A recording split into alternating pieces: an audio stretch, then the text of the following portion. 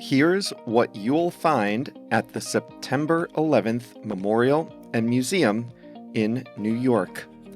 Hi everyone, I'm Jeff, and this is Plain English, where we help you upgrade your English with current events and trending topics. Today is lesson 398, so you can find the full lesson at plainenglish.com/398. Last week marked the 20th anniversary of September 11th, and I thought that today we would talk about the September 11th Museum at Ground Zero in New York. As I was preparing this lesson, I realized it was way too long, so I split it in two. We'll do the first half today and the second half on Thursday. You all are learning and improving your English, and a big part of a language is understanding the places where it is spoken.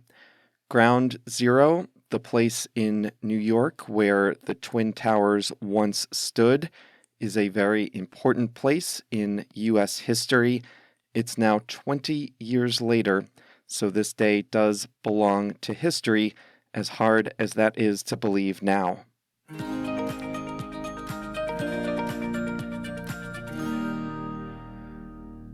More than 10 years after September 11th, 2001, a memorial and museum opened at the New York site known as Ground Zero.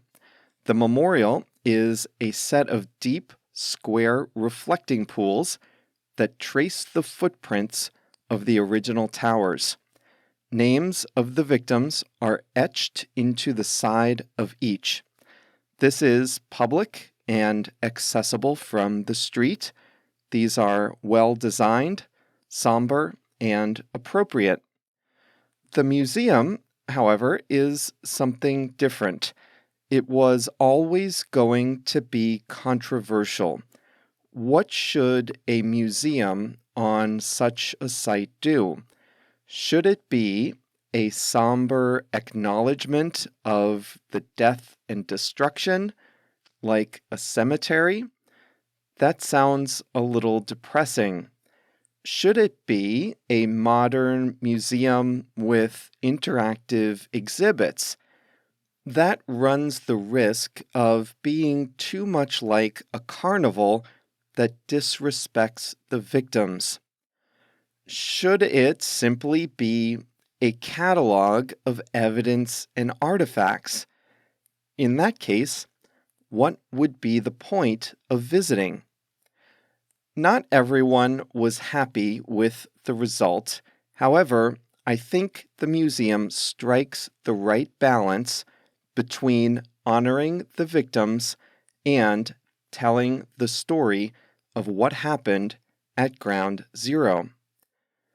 The museum tells the September 11th story in the exact place where the attacks occurred. The museum's entryway is on the street level with a large, modern glass atrium designed by a Norwegian architect.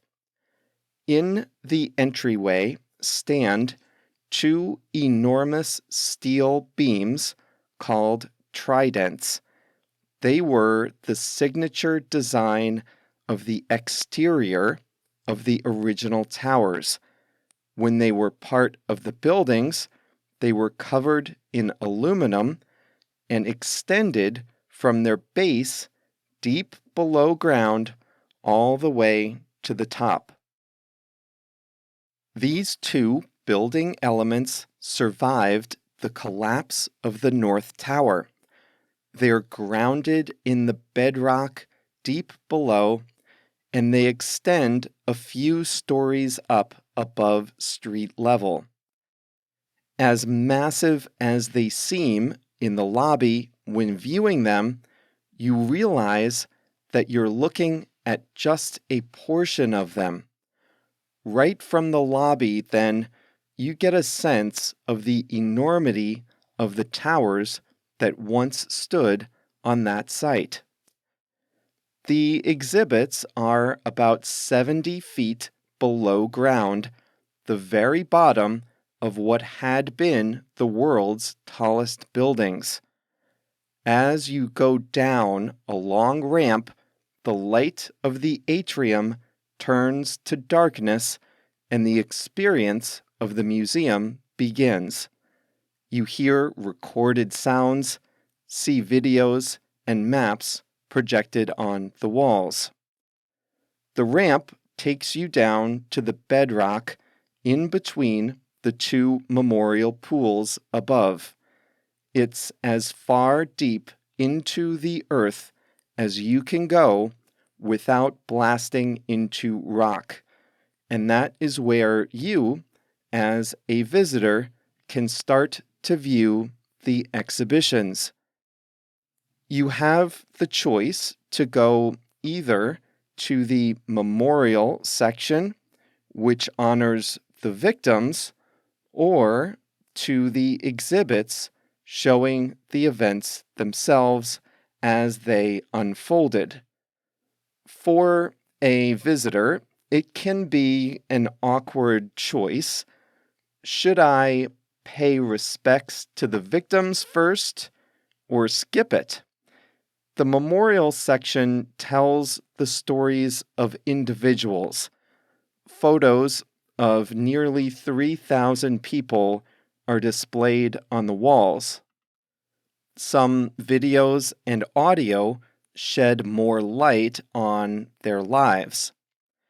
The unidentified human remains recovered from the site are stored in an adjacent room that is not accessible to the public.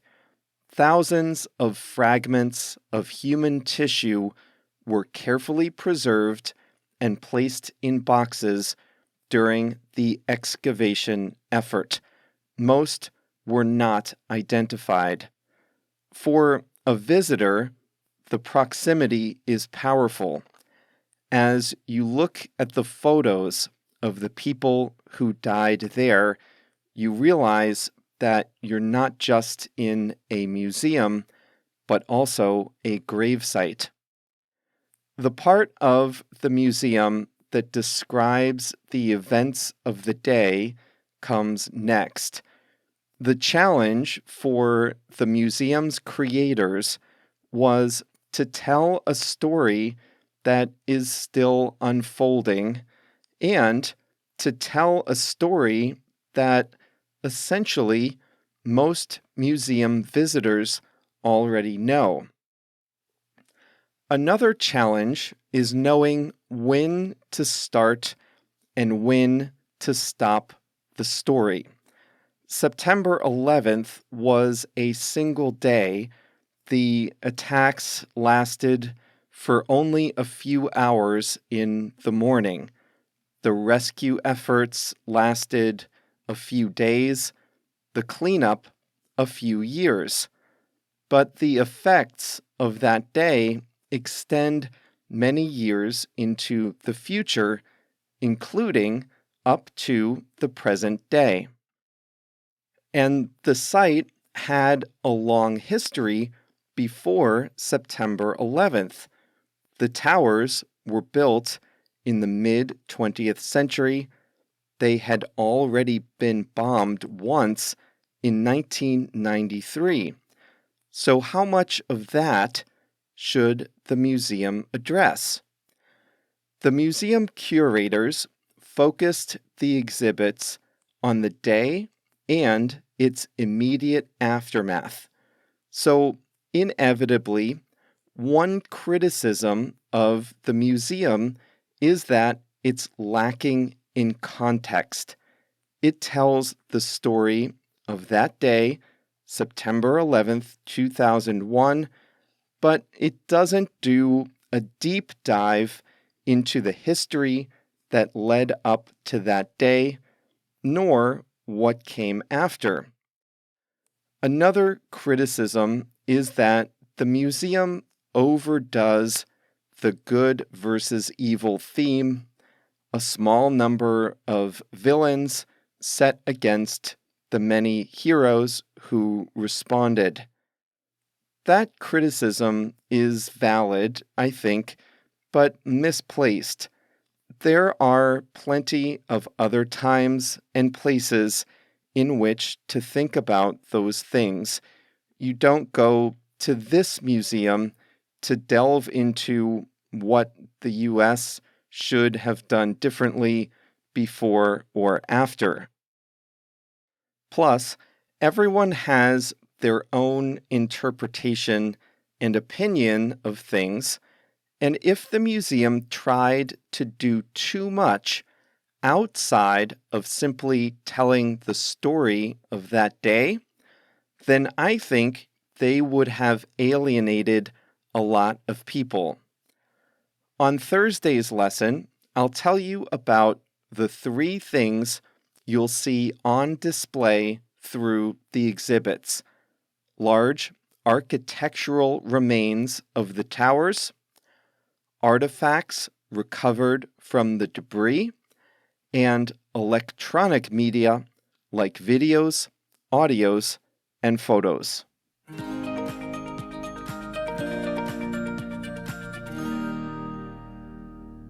I do definitely recommend the museum if you visit New York. It's a very well-designed museum, very thoughtful.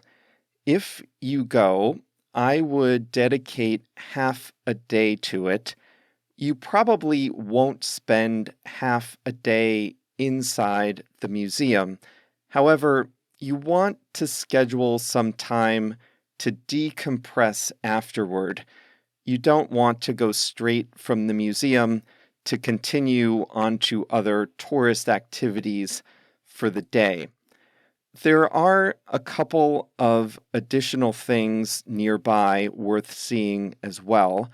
The new Freedom Tower, which by some definitions is the tallest building in North America, that is close. That office tower was completed in late 2014 and has an observation deck on the 101st floor. It's not directly on the site of the Twin Towers, but it's just across the street to the north. The other thing to see there is the new World Trade Center PATH station. The PATH is a train that goes between New York City and northern New Jersey under the Hudson River. It's like a mini subway system all on its own. The previous station was destroyed in the attacks. The new one was designed by the Spanish architect Santiago Calatrava. It's a unique design, and there's a shopping center in there too. So the 4 things to see at Ground Zero would be the memorial, the museum, the new One World Trade Center building known as the Freedom Tower, and the World Trade Center PATH station.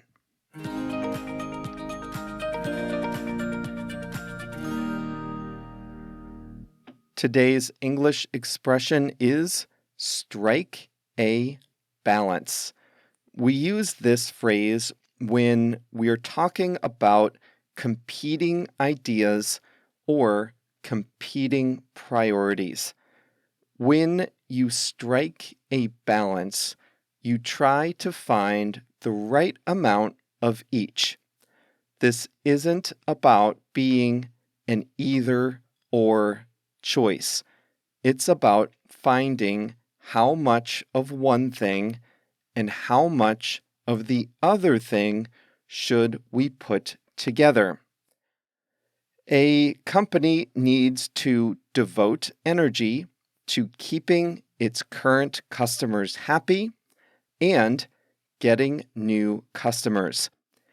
If they only focused on current customers, then they'd never get new customers. But if they only focus on getting new customers, then the existing customers would go elsewhere. The company has to do both. But how much of each? That's the question.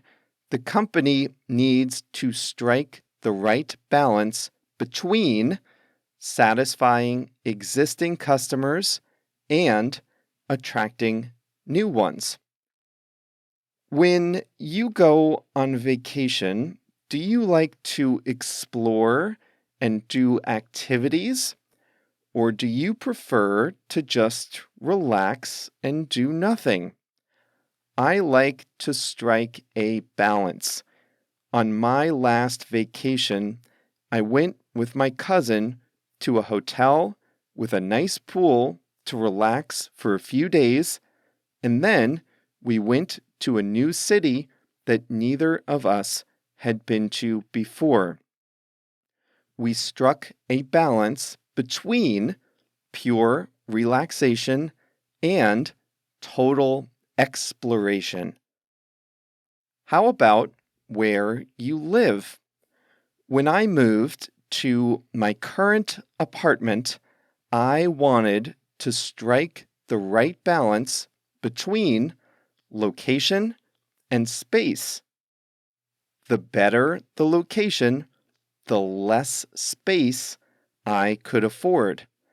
I didn't want to live in a tiny apartment in a fantastic location, but I also didn't want to live in a huge house far from everything. So I tried to strike a balance. I got a place that was the right size and in a neighborhood that's good, but not the center of all the action. Do you remember how you heard it earlier? I said the September 11th Museum had to strike a balance between honoring the victims and telling the story of what happened that day. Not everyone thinks they struck the right balance. Some people think it should only be a memorial to the victims. Others think it should only be a museum and the memorial should be elsewhere. But I think they did strike the right balance. I think I've mentioned maybe 100 times that my favorite sport is baseball.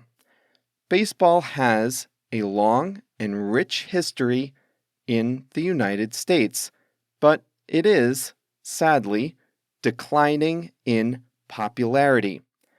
The games are 3 hours long, and they play 162 of them per year for each team, not including the playoffs.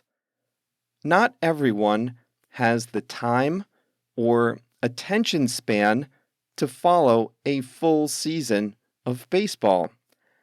As a result, the game is trying to appeal to more modern audiences with new rules designed to speed up the game. This is upsetting some traditionalists who want the game to be like it always has been.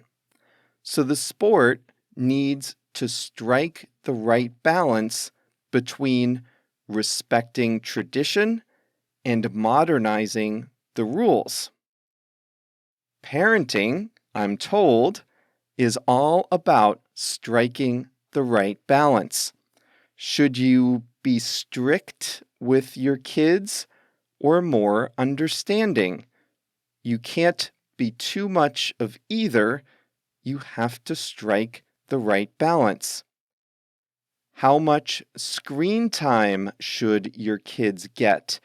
Some parents prohibit any type of screen time for their kids, but I think that's just going to make their kids look for it elsewhere. Other parents think YouTube is a babysitter. Well, most parents try to strike the right balance between the kids' screen time and time in the real world.